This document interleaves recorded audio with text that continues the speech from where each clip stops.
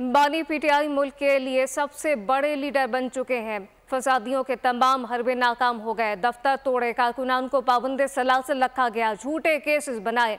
ये तमाम हरबे इनके उल्टा गले पड़ने लगे हैं। मीडिया से गुफ्तगू में असर कैसर का कहना था कि गंदम स्कैंडल पर भी कोई कार्रवाई नहीं की गई।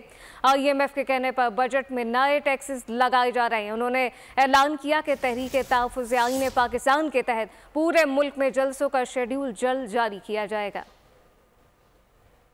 जो है ना, हमारे दफ्तर को जिस तरह तोड़ फोड़ की और इंक्रोचमेंट के नाम से जो झूठ बोला गया और जिस तरह फिर मीडिया में कुछ हुकूमत की वो जरा आके जो नक्कुशाई कर रहे हैं, तो ये खुला तजाद है।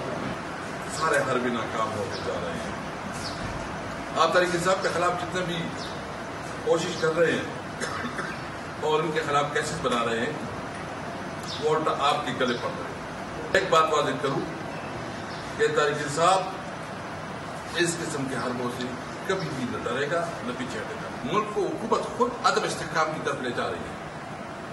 न आपसे माशी पॉलिसी से बन रही है, न आपसे लॉ एंड ऑर्डर सिचुएशन से बन रही है। आप इंशाल्लाह इस जंग में आप हारेंगे। सब्सक्राइब करें और बेल दबाएं ताकि कोई खबर रह न जाए।